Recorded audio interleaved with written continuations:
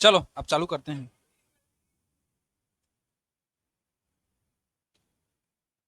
अब देखो आज हम लोग देखेंगे लंब अक्ष का प्रमेय है ना, या लंबवत अक्ष का प्रमेय है। हाँ, लंबवत अक्षों का प्रमेय या इसी को लंब अक्ष का प्रमेय भी कहते हैं। दोनों है।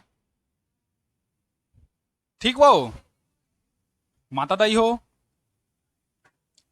तो लंबवत अक्ष का प्रमेय क्या कहता है? किसी समतल पटल का उसके तल के लंबवत अक्ष के परितः जड़त्व आघूर्ण है ना, उस अक्ष के जड़त्व आघूर्ण जो है ना, उसी तल में स्थित दो अन्य लंबवत अक्षों के जड़त्व आघूर्णों के योग के बराबर होता है ना। ठीक, यही है हम लोग का, उसमें और है, उसको बाद में लिखूंगा। तो लंबवत अक्ष का प्रमेय क्या कहता है? किसी समतल पटल,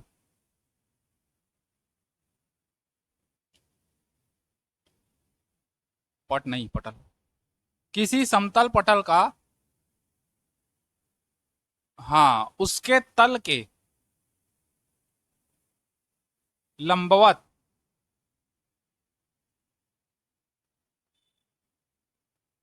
अक्ष के परितः जड़त्व आघूर्ण उस तल के,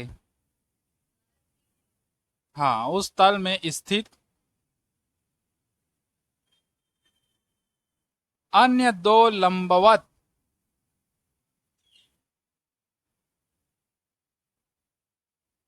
अक्षों के परितः जड़त्व आघूर्णों के योग के बराबर होता है। और है ना, इतना तो हो गया यहां से यहां तक का, ये हम लोग का लंबवत अक्ष का प्रमेय है। अब वहां पर भी डालोगे तब भी डाल सकते हो, उसी में है। बाकी यहां तक का मेन है हम लोग का, है ना। डालने को वहां तक डाल सकते हो, लेकिन यहां तक का हम लोग का मेन है ना। ये दोनों अक्ष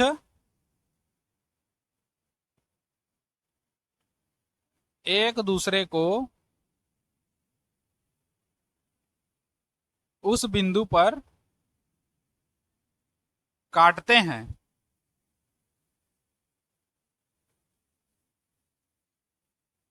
जिसमें से होकर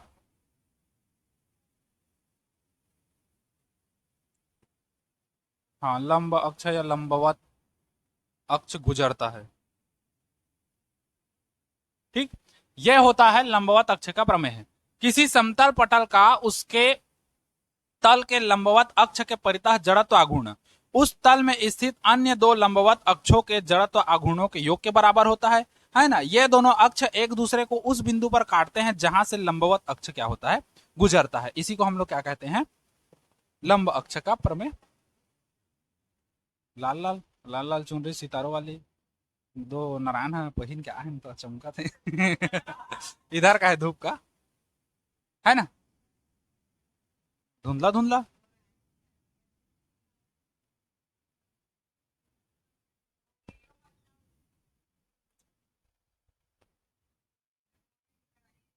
हो गया। तो ये हम लोग का कहलाता है लंबवत अक्ष का प्रमेय, है ना। फिर से एक बार समझ लो, किसी समतल पटल का उसके तल के लंबवत अक्ष के परितः जड़त्व आघूर्ण उस तल पर स्थित अन्य दो अक्षों के जड़त्व आघूर्णों के योग के बराबर होता है। ये दोनों अक्ष एक दूसरे को उस बिंदु पर काटते हैं जिस बिंदु से होकर हम लोग का लंबवत अक्ष गुजरता है। ठीक, अगर हम लोग तीन अक्ष के बारे में बात करें, ये ठीक, ये हम लोग का क्या है? तीन अक्ष है।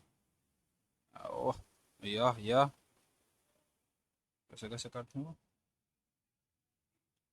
ये ये ये तीन अक्ष है तुम लोग का, है ना। तीन अक्ष में ये समतल पटल है। समतल पटल का उसके तल के लंबवत अक्ष के परितः जड़त्व आघूर्ण, है ना। अन्य दो उसी तल में स्थित अन्य दो लंबवत अक्षों के परितः जड़त्व आघूर्णों के योग के बराबर होता है ना। ये दोनों अक्ष एक दूसरे को उस बिंदु पर काटते हैं जिस बिंदु से लंबवत अक्ष गुजरता है। समझे? समतल पटल में किसी तल के लंबवत अक्ष के परितः जड़त्व आघूर्ण उसी तल में स्थित अन्य दो लंबवत अक्षों के जड़त्व आघूर्णों के योग के बराबर होता है ना। तथा ठीक, ये दोनों अक्ष एक दूसरे को, यहां से आएगा तो एक दूसरे को उस बिंदु पर काटते हैं जिस बिंदु से लंबवत अक्ष गुजरता है। ठीक, मतलब हम लोग को सिद्ध करना है, अर्थात हमको सिद्ध करना है आई जेड बराबर आई एक्स प्लस आई वाई। ठीक, अब प्रश्न कैसा पूछेगा, लंबवत अक्ष का प्रमेय किसे कहते हैं, इस कथन को लिखकर सिद्ध कीजिए, है ना। या लंबवत अक्ष का प्रमेय लिखकर सिद्ध कीजिए कि इतना करके दे देगा, या लंबवत अक्ष का प्रमेय लिखकर इसके लिए व्यंजक ज्ञात कीजिए करके बोलेगा तो है। अगर सिद्ध करने के लिए बोलता है लास्ट में प्रूफ देना, आधा नंबर उसी में कटता है, बोर्ड में तुम लोग आते आते ध्यान रखना। ठीक, उसमें गलती किया हो ना राकेट नोदन में, राकेट नोदन कहता हूँ, उसमें प्रक्षेप का पथ परवलयाकार होता है, सिद्ध कीजिए। एक का दुक्का सिद्ध किए हैं, बाकी उसके बाद लाला के छोड़ दिए हैं बस, है ना। सिद्ध नहीं किए हो तो उसमें प्रूफ देना जरूरी रहता है, क्योंकि वो पूछा है सिद्ध करने के, और तुम व्यंजक ला के दे रहे हो तो सिद्ध थोड़ी हुआ, तो आधा नंबर उतना ही में कट जाता है। तुम चाहे सही बनाओ, बस एक शब्द नहीं लिखोगे सिद्ध हुआ या प्रूफ करके इंग्लिश में, उतना में ही आधा नंबर तुम लोग का खत्म। तो प्रश्न को पूरा ध्यान से पढ़ना पेपर के टाइम में, जैसा बोला है वैसे ही करना। जैसे अभी तुम लोग उसमें गलती किए हो, न्यूटन के गति का द्वितीय समीकरण व्युत्पत्ति कीजिए करके बोला है, तुम लोग कहाँ वो सदिश वाला निकाल रहे हो, मैं तो ऐसा पूछा नहीं हूँ, वो तो सिंपल निकलता तुम लोग का। तुम लोग उसको V X V Y A X A Y ये दुनिया भर का ले लेके चले हो। इतना छोटा गणित को तुम लोग इतना बड़ा बनाए हो, इतना में ही मैं उतना दूंगा, इतना में भी उतना दूंगा। मैं तो विधि बोला नहीं हूँ कि कोई सा विधि से सिद्ध कीजिए, या ना तो मैं कैलकुलस बोला, ना तो मैं ये बोला क्या कहते हैं ग्राफी विधि बोला, ना तो मैं सामान्य विधि बोला। बस सिद्ध कीजिए, आपको किसी विधि से सिद्ध कीजिए।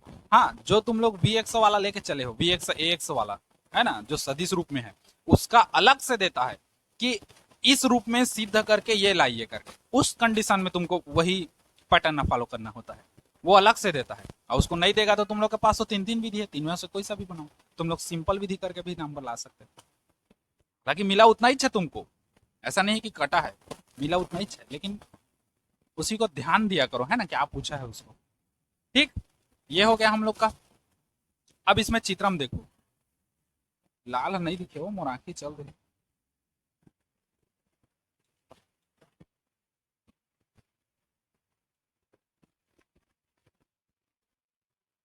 देखें तो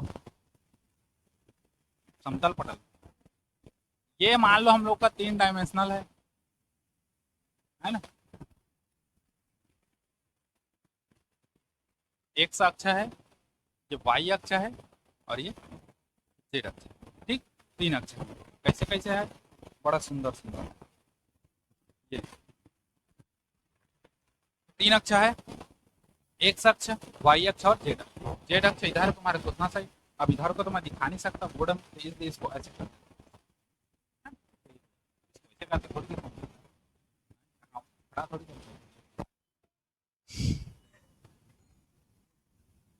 चलो, मान लो यहां पर एक कण पी है जिसका द्रव्यमान क्या है, एम है। चा तो और लाली तो राखी में नहीं दिखे। चा मान लो एक कण क्या है, पी। मई लोग के मोबाइल के मैं ज्यादा सुन तो, एक कण क्या है, पी है, इसका द्रव्यमान क्या है, एम है। ठीक, मान के चलो एक्स अक्ष से इसकी दूरी ये है, ठीक, और वाई अक्ष से इसकी दूरी क्या है, ये है। अगर हम लोग ये निकालें निर्देशांक, ठीक, तो ये y है तो ये भी कितना होगा, y। ये वाला x है तो इसके समानांतर ये है तो ये भी कितना होगा, x। अब समझो, कण P की x अक्ष से दूरी कितना होगा, y, और y अक्ष से इसकी दूरी क्या होगा, जस्ट उल्टा है ना। अगर x अक्ष से दूरी कितना है, y है, और y अक्ष से इसकी दूरी कितना है, x है। वैसे लिखे हो देखो, है ना। ये हो गया। ठीक, अब यहीं पर हम लोग को जड़त्व आघूर्ण के लिए ज्ञात करना है। अच्छा, जेड अक्ष से इसकी दूरी तो हमको नहीं पता, हम लोग मान के चलते हैं, यहाँ सरारा रखी दो, यहाँ से मान लो जेड अक्ष से इसकी दूरी क्या है, आर है।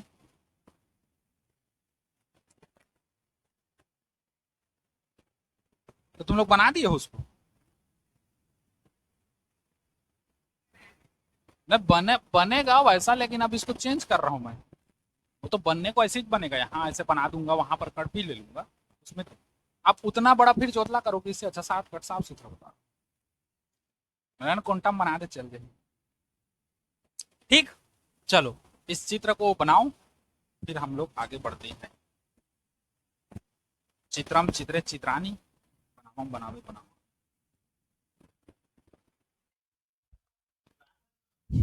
चलो लिखते जाओ। माना एक समतल पटल कई असंख्य कणों से मिलकर बना है। माना एक समतल पटल कई असंख्य कणों से मिलकर बना है, जिसमें एक कण P है जिसका द्रव्यमान m है, स्मॉल m।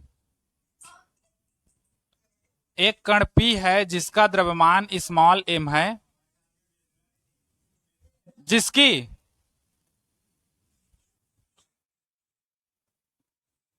जिसकी x अक्ष से दूरी y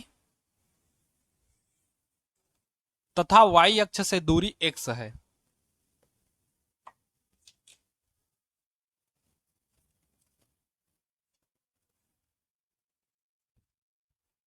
हो गया। हाँ, अब पूर्ण विराम करके पैराग्राफ चेंज करके लिखो।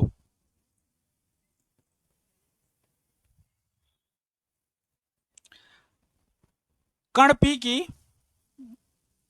z अक्ष से लंबवत दूरी, कण P की z अक्ष से लंबवत दूरी r है।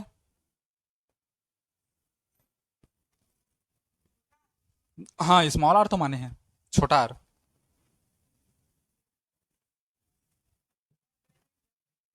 पेन दे दो।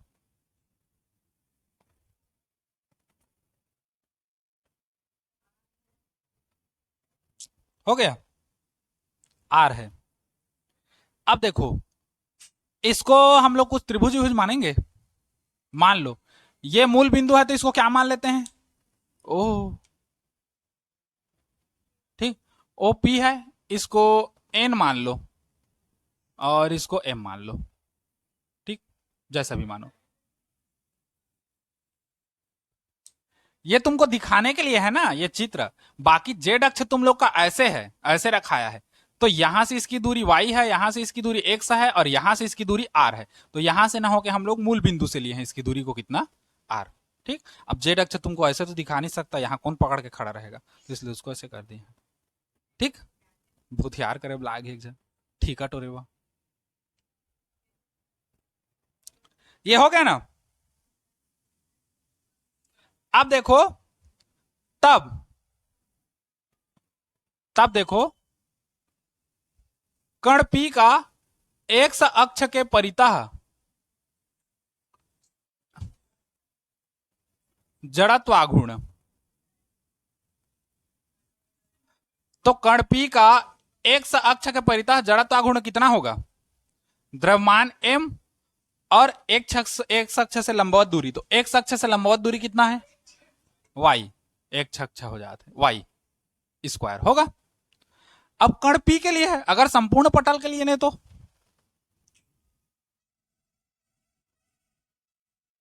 संपूर्ण पटल का x अक्ष के परितः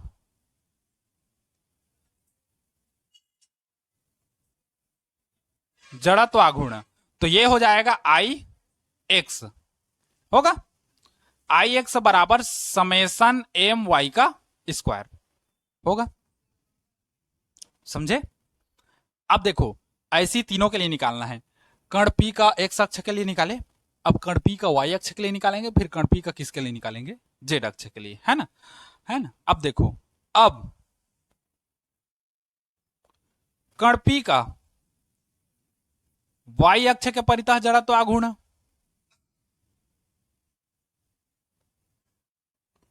जड़त्वाघूर्ण कितना है, m x स्क्वायर। y अक्ष के लिए लोगे तो y अक्ष से लंबवत दूरी कितना है, x है, तो x स्क्वायर हो गया। अतः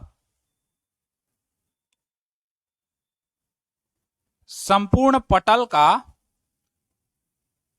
हाँ, y अक्ष के परितः शॉर्टकट लिख रहा हूं, जड़त्व आघूर्ण। तो ये हो जाएगा आई वाई, है ना, बराबर समेसन एम एक्स का स्क्वायर होगा। अब लास्ट किसके लिए निकालेंगे? जेड अक्ष के लिए। तथा कण P का जेड अक्ष के परितः जड़त्व आघूर्ण आई जेड बराबर हो जाएगा एम और आर स्क्वायर, क्योंकि लंबवत दूरी कितना है? आर है जेड अक्ष के लिए, है ना। अतः संपूर्ण पटल के लिए, अतः संपूर्ण पटल का, हाँ, जेड अक्ष के परितः जड़त्व आघूर्ण ये यहां पर होगा। आइए, ये हो जाएगा आई जेड बराबर समेसन एम आर का स्क्वायर। समझे इतना? किसी कोई दिक्कत नहीं है ना? अब देखो, अब हम लोग त्रिभुज लेंगे, है ना। त्रिभुज PNO में लेके चलते हैं, है ना। अब देखो, ये एक्स है तो ये वाला भी कितना होगा? एक्स। ये वाई है तो ये वाला भी कितना होगा? वाई। अब त्रिभुज PNO में, है ना। अब त्रिभुज PNO में गोरस लगा दो, पाइथागोरस, क्योंकि यहां पर समकोण बन रहा है और समकोण में पाइथागोरस बनना ही बनना है, क्योंकि ये कर्ण है, सॉरी ये कर्ण है, ये लंब है, क्या है? आधार है ना। तो पाइथागोरस प्रमेय से त्रिभुज PNO में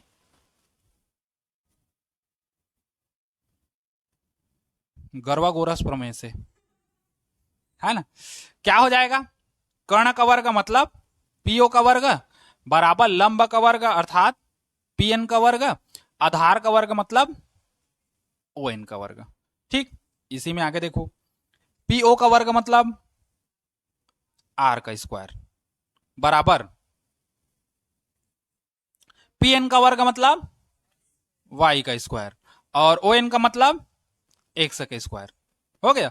थोड़ा सा जमा के लिख दो, या आर का स्क्वायर बराबर हम लोग कर देते हैं एक्स का स्क्वायर प्लस वाई का स्क्वायर, है ना। इसको मान लो समीकरण एक। समीकरण एक के दोनों पक्षों में आक्रमण करने पर, सिग्मा समेसन एम का क्या करने पर? गुणा करने पर। तो ये हो जाएगा समेसन एम आर का स्क्वायर, इसमें करोगे तो समेसन एम एक्स का स्क्वायर, इसमें करोगे तो समेसन एम वाई का स्क्वायर। अब हमको पता है समेसन एम आर का स्क्वायर मतलब सीधा सीधा क्या है? I Z. तो ये हो गया आई जेड। एम एक्स का स्क्वायर मतलब क्या है? आई वाई। एम वाई का मतलब क्या है? आई एक्स। अरे फिर इसको पलटना पड़ेगा मेरे को, तो उससे अच्छा उसको वैसे ही रहने देते। हाँ, नहीं यहां पर मेरे को फिर पलटना पड़ेगा इसको, आई एक्स प्लस आई वाई के लिए। मैं इसको बेकार में पलटा हूं, मत पलटो उसको, ऐसे ही रहने दो। इसको वाई का स्क्वायर ही रहने दो और इसको एक्स का स्क्वायर ही रहने दो। तो ये वाई का स्क्वायर बनेगा और ये वाला एक्स का स्क्वायर बनेगा, एक स्टेप कम होगा, बार बार काहे पलटोगे, है ना। समीकरण इस चीज को पहला मानते हैं, इसको खत्म करो। हाँ, काहे एक्स्ट्रा काहे बढ़ाओगे? ठीक। अब देखो, समेसन एम वाई मतलब क्या होगा? आई एक्स, तो ये आई एक्स हो गया। एम एक्स मतलब क्या है? ये आई वाई, तो ये आई वाई, आई वाई ये मुर्दई ये। हाँ, मिटाई इसलिए रहा हूं क्या, क्योंकि तुम लोग के लिए आसान हो। ठीक, ये। और यही क्या है हम लोग का? लंब अक्ष का प्रमेय है ना। सिद्ध करने के लिए बोलता है सिद्ध हुआ, व्यंजक निकालने के लिए बोलता है तो ये अभिष्ट व्यंजक, और यही लंब अक्ष का प्रमेय है। ठीक, चलिए, लिखना चाहो तो लिख सकते हो, यही लंबवा अक्षवा का प्रमेय है। ठीक अंबा, चलिए, सटा सट उतारंबा।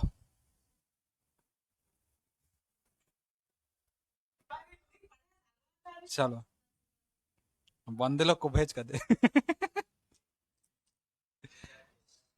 ये हो गया ना? हाँ, अब हेडिंग डालो, चलो, बल आघूर्ण और जड़त्व आघूर्ण में संबंध,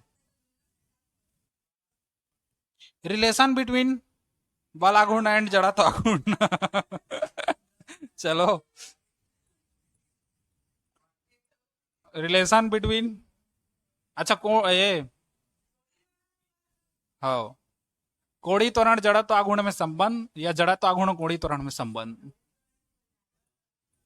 उसको मैं छोटा सा बता दूंगा बस, उसके अलावा और कुछ नहीं है उसमें। नहीं नहीं नहीं, खाली सूत्र बस, और उसका जिंदगी में कोई लेना देना नहीं है तुम्हारा। ये सब पढ़ रहे हो क्या, तुम्हारा दैनिक जिंदगी में काम आएगा? कुछ काम नहीं आएगा। ये अल्फा बीटा लेमडा कुछ काम नहीं आएगा, चाहे कोई भी पद ले लो। हाँ, मिटाया तो हूं। चलो हेडिंग डालो। कोड़ी तो ना लिखवाए हो क्या? हाँ, बल आघूर्ण, बल आघूर्ण और जड़त्व आघूर्ण में संबंध, शुरू में वही बोला हूं। चलो हेडिंग डालो, बल आघूर्ण व, अच्छा तुम लोग कोड़ी त्वरण खाली लिखे हो क्या? तो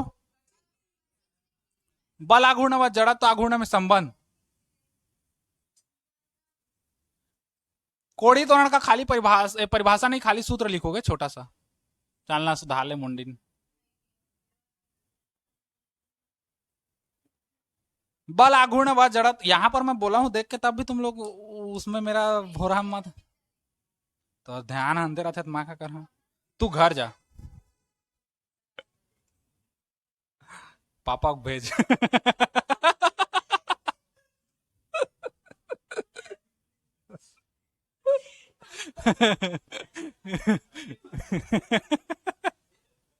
सुना ना, तू घर जा, पापा को भेज।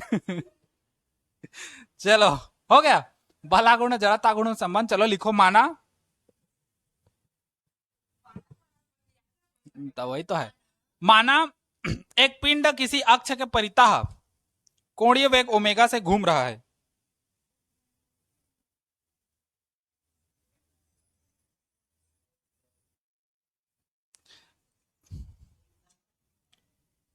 कोणीय वेग ओमेगा से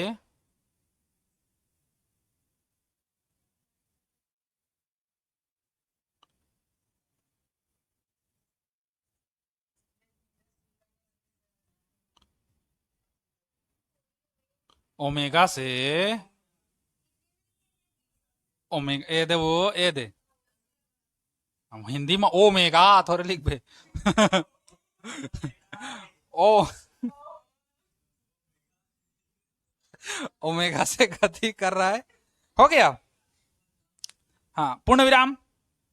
इस पर बाह्य बल आघूर्ण लगाने से इस पर बाह्य बल आघूर्ण लगाने से गमितेश क्या से क्या हो गए देखते देखते कदे। इस पर बाह्य बल आघूर्ण लगाने से उसमें कोणीय त्वरण अल्फा उत्पन्न होता है। अल्फा का साइन ऐसा है, पढ़े छो, कोणीय त्वरण अल्फा उत्पन्न होता है, ऐसे मार देना का अल्फा, कोणीय त्वरण अल्फा उत्पन्न होता है।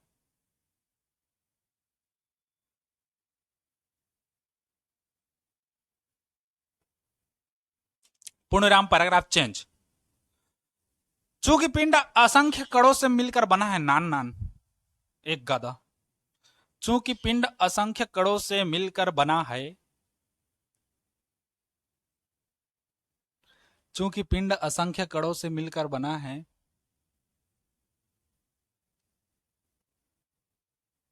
हो गया, सभी कणों का कोणीय त्वरण समान होगा।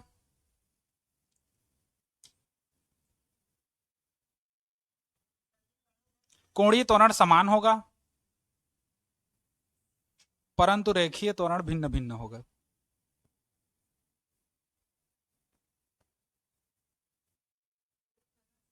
समान होगा परंतु रेखीय त्वरण भिन्न भिन्न होगा।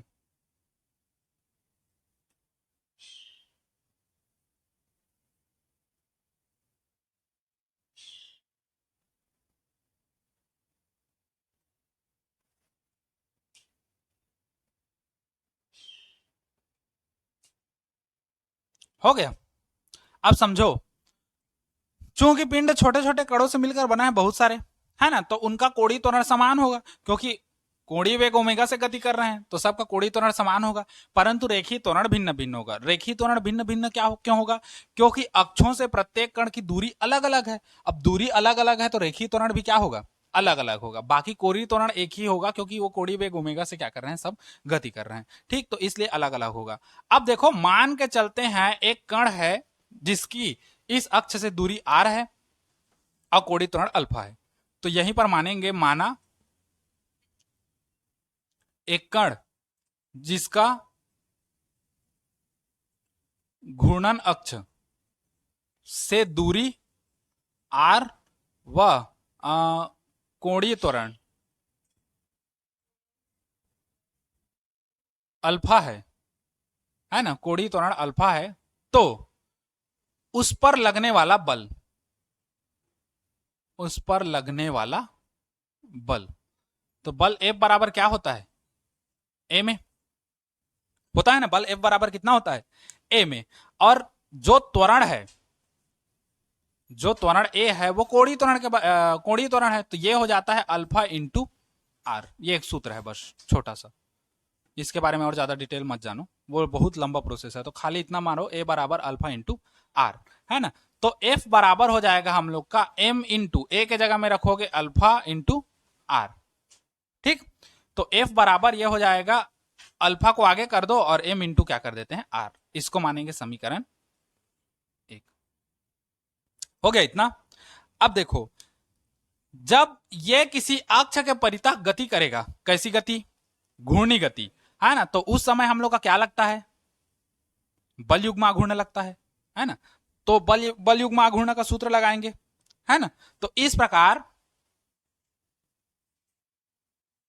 अच्छा इसको माने एक्स डेश अक्ष, तो सीधा घूर्णन अक्ष ना करके सीधा एक्स डेश कर रहा हूं।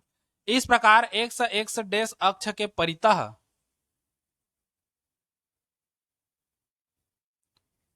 एक्स तथा